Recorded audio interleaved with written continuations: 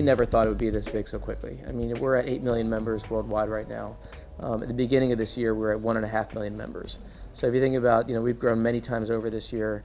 We were at 5 million members who had people who'd sign up for Fab as of July 1st. So in just the last 3 months, we've grown by over 50%. And we'll do about $150 million in sales this year in our first full year of selling. We started halfway through last year. And I don't think anyone in our right mind could have thought that we would do that this year. Of our 8 million members today, over 50% of them have come from social sharing.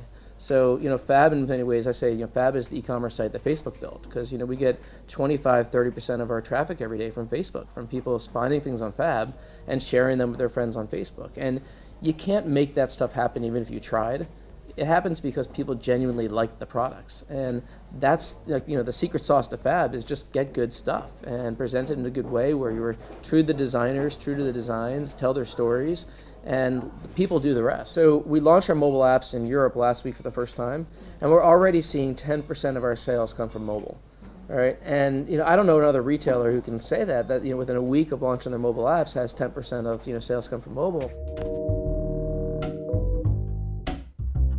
With Fabulous, we built what a lot of people, independent analysts, said was a beautifully designed, product that had great functionality. The technology behind it was really sound, but we just never gained the user base that we wanted to obtain. And we had about 150,000 users after a year. And Bradford and I got together, over a series of dinners and a good amount of wine, and we kind of said, look, we're going to pick one thing that we're going to do. And we're going to do, that one thing is going to be something that we can be the best in the world at. And what we decided was we didn't want to keep banging our head against the wall trying to make the old business work when we had something else that we were both much more passionate about. And the decision we came down to was basically said, we drew on a napkin kind of at the intersection of three things of what we were going to do. And the first was, what is the two of us most passionate about? The second is could we realistically be the best in the world at it? And the third was, was it a big untapped market? And it literally took us like 10 seconds to say design.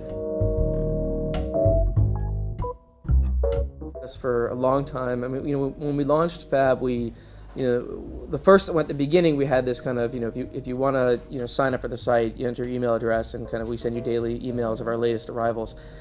And I think, what really bothered me about it is that, in our team is, we really believe at our core that everyone everywhere benefits from good design and that our mission is to help people benefit their lives with design. So why are we not letting everybody in the world access that? And what we found actually on mobile in the US from the very beginning, we never required login. It was only on our website that required people to log in, and then we're kind of like, God, we're just being stupid, right? The best user experience helps people get things done. It doesn't get in their way. There's a great entrepreneurial spirit here in Berlin. Our plan is to be 250 people in Berlin midway through next year, and to be the center of what we're doing here in Europe. Today, about 60% of our European sales are in Germany. We expect that to decrease as we build up other markets in Europe, but we think Berlin is the perfect place to be headquartering our European office. I dropped out of college to go work on my first startup, which was Bill Clinton's campaign for president in 1991-92. And I just had this passion and belief that this guy could become president. I wanted to work for him, and that was my first kind of startup experience. And then I dropped out of business school 10 years later to work for a startup again. And I think this kind of dropping out to pursue your dreams is I then dropped out of a corporate job to start my first company, Jobster.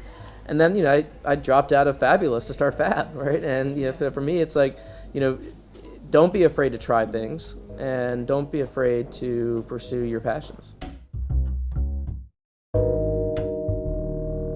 I was in Tokyo 2 weeks ago, meeting with partners over there.